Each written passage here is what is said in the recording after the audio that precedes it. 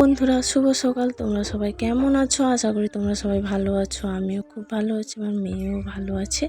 তো বন্ধুরা, আজকে নতুন একটা দিনে নতুন ব্লগ নিয়ে তোমাদের কাছে হাজির হয়ে গেছে। আশা করি তোমাদের অনেক ভালো লাগবে। তো বন্ধুরা, স্নেহা রুমার লাইফস্টাইলে তোমাদের সবাই স্বাগত জানিয়ে আজকের ভিডিও শুরু করলাম। তো বন্ধুরা, আজকেও বলবো না যে এটা ব্লগ কারণ নয়, আমার বোনের বিয়ের ভিডিওগুলো দিয়ে শেষ করে উঠতে পারলাম না। তো মাঝে অনেক দিন ছাড় দিয়ে দিয়েছি, কারণ আমার রিচার্জ ছিল না, তার মধ্যে সময়ই পাচ্ছিলাম না। কারণ বাড়ি চলে এসেছি, বাড়িতে অনেক কাজ করতে হয়, তার মধ্যে আর সময় হয়ে উঠছে না ভিডিও এডিট করে দেওয়ার মধ্যে। তো আজকে টাইম পেলাম, আজকে বলতে অনেক দিন থেকে টাইম পাইনি। তার মধ্যে কালকে ভিডিওটা এডিট করেছি, আজকে ভয়েস দিচ্ছি। তার মধ্যে তো জানো, বাড়ির কাছে ঘর হচ্ছে, টুকটাক আওয়াজ চলছে, একটু অ্যাডজাস্ট করে নিও প্লিজ। তো বন্ধুরা, আগের ভিডিওতে দেখেছিলাম যে বোনের আশীর্বাদের পরে যে এখন বামন ঠাকুর যে মন্ত্র করছিল, কারণ ওইটা আমাদের ঘরে নিয়ম বলতে কি, বাবার বাবা, তার বাবা সবাইকে ডেকে ওদের অনুমতি নিতে হয়। ওটা আমাদের বলে 16 শ্রাদ্ধ দেওয়া। তো ওটা খারাপ কিছু না, ওটা আমাদের বাড়ির কাছে নিয়ম। তো এই সব নিয়ম কাদের বাড়ি থেকে আছে অবশ্যই কমেন্ট করে জানাবে। তো বন্ধুরা, তো ওইটা করার পরে আর ভিডিও করে উঠতে পারিনি। তারপরে পুরো রেডি হয়ে একটু ভিডিও করেছি, তারপর পুরো মন্দিরে পৌঁছে গিয়ে ভিডিও করছি। এখন ভিডিও করতে পারিনি কারণ হচ্ছে বোনকে রেডি করেছি। বোনকে রেডি করার পর ওর পায়ে একটা হয়েছিল, তাকে ব্যান্ডেজ করতে এসেছিলো, ওকে ধরেছিলাম একটু। তার মধ্যে আমার মেয়েকে রেডি করে নিজে রেডি হয়ে বেরোতে বেরোতে বৃষ্টি চলে এসছে। তো সবাই তাড়াহুড়ো করছে, কারণ সন্ধে হয়ে গেছে। সন্ধে হওয়ার আগে মেয়েকে বের করে নিয়ে যেতে হবে। তারপর তো আর ভিডিও করারই সময় হয়নি। রেডি হয়ে একদম যে, তো প্রথমে ভয়েসটা আমি কেটে দিয়েছিলাম, কারণ বুঝতেই পারতে যে এই হারে বৃষ্টি হচ্ছিল। বৃষ্টির জন্য বেরিয়েও ভিডিও করতে পারিনি, তাই একটুখানি বেরিয়ে ভিডিও করেছিলাম, তার মধ্যে মোবাইল ভিজে গেছে। কী করবো? তো বন্ধুরা, তো বেরিয়ে সোজা গাড়িতে বসেছিলাম। গাড়িতে বসার পরে তো খুব ঝড় বৃষ্টি শুরু হয়ে গেছে। পর তো আমরা গাড়িতে বসে গেছি, আমাদের গাড়িও ছেড়ে দিয়েছি, আর একটা গাড়িও ছেড়ে দিয়েছি, কিন্তু আর একটা গাড়ি থেকে গেছে। যারা যারা যাবে বলছিল, ওরা আর বেরিয়ে আর গাড়িতে বসতেই পারছিল না, কারণ এত বৃষ্টি হচ্ছিল। তার মধ্যে তো আমাদের গাড়ি গিয়ে মাঝ রাস্তায় দাঁড়িয়েছে, কারণ ঝড় বৃষ্টিতে এত গাড়ি চালানো সম্ভব না। তারপর কিছুক্ষণ পর সব কিছু থামার পর আমরা চলে গেছি মন্দিরেও সোজা যাইনি। যাওয়ার পর ওখানে মামার বাড়ির কাছে কিছুক্ষণ দাঁড়িয়েছিলাম, কারণ ওখানে দিদা উঠছিল। তো তারপরে ওই অনেকজন দেখছিল, তার মধ্যেও মন্দির থেকে ফোন এলো যে পাত্রের গাড়ি আগে যাবে, তার জন্য পাত্রীকে আগে নিয়ে যাওয়া হয়নি। তারপর পাত্রর গাড়ি যাওয়ার পরে আমরা গেছি। আমরা যাওয়ার পরে আমরা যখন যাই, পাত্র মন্দিরে বসে গেছে। তারপর আমার বোনকে বসানো হলো। তার মধ্যে প্রথম থেকে তো দেখতেই পেলে কেমন করে বিয়ে হয়। তো এখন যে চলছে, মামা বরণ করে উঠে গেল, মামা বরণ করলো জামাইকে, তারপর আমার বর বসছে। হচ্ছে আমার বর, ও বরণ করে নিচ্ছে, এটাকে বলে সরু বরণ। তো ও সরু বরণ করে নিচ্ছে। এখানে একটা ভুল কী হয়েছে, সরু বরণে যে আমার বাড়ি থেকে যে আংটি দেওয়ার কথা ছিল, ওটা বাড়িতে থেকে গেছে। ওটা আবার মা আনতে গেছে, মামা মোটরসাইকেল করে নিয়ে গেছে। তার মধ্যে তো এখন আর আংটি দেওয়া হলো না, পরে এসে অবশ্য দিয়েছে। তারপর এটা এমনি হয়ে গেল বরণ। তারপর বিয়েতে দেখলে মালা বদল, শুভদৃষ্টি সব কিছু হয়ে গেল। আমার বাবা সম্প্রদান করছে বোনকে। তো বাবা সম্প্রদান করলো, দেখলেন বন্ধুরা। তারপর তো মালা বদল, শুভদৃষ্টি কত কি না হয়ে গেল।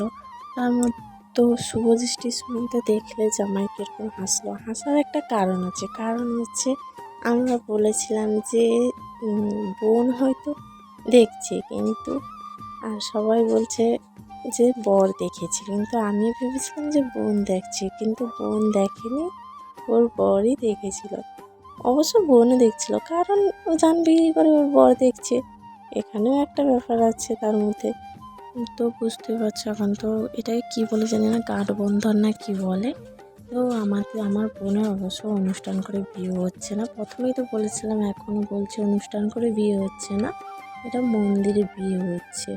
তো মন্দিরে তো তেমন কিছুই করে না, যাই মানে একটু একটু করে দেয়, বাস ওটাই করে দিয়ে কমপ্লিট করে দেয়। তো এখন গাঠবন্ধন করার পরে বোনকে ওদিকে ঘুরিয়ে নেবে, তারপরে তো যা যা হয় তা হবে। সিঁদুরদান, মালা বদল তো হয়ে গেছে, সিঁদুরদান হবে, ভাই এসে দাঁড়িয়েছে, খই পুড়বে ভাই ওখানটায়। তারপর ওর তো ছোটো ভাই না, এই জন্য আমি ওকে হাতে তুলে তুলে দিয়েছিলাম, ও খই দিচ্ছিল। তারপর তো দেখতেই পাচ্ছ খই পোড়া এখনও অনেক বাকি, কারণ হচ্ছে এখনই কনে ওই দিকে গেল, তো মন্দিরে তো আর 7 ভাগ হবে না।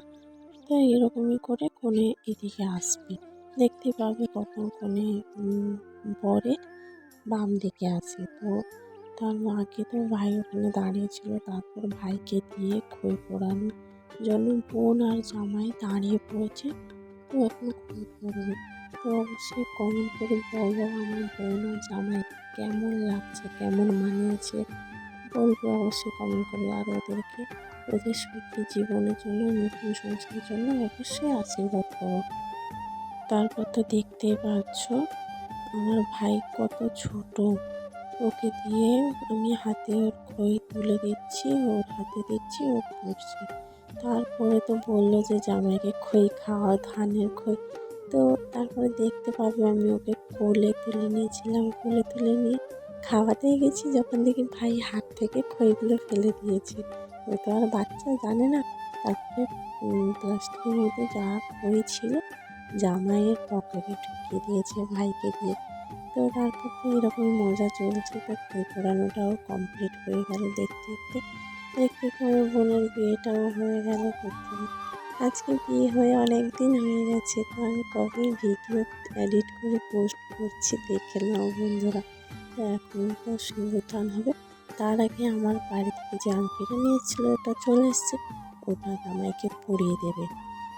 তো বন্ধুরা একটাই কথা বলি, তো বিয়ে মানে দুটো মনের, দুটো সম্পর্কে বন্ধন, দুটো পরিবারের বন্ধন, কত সারা জীবনের মানে একটা মানে সারা জীবনের একটা বন্ধনে বেঁধে গেল।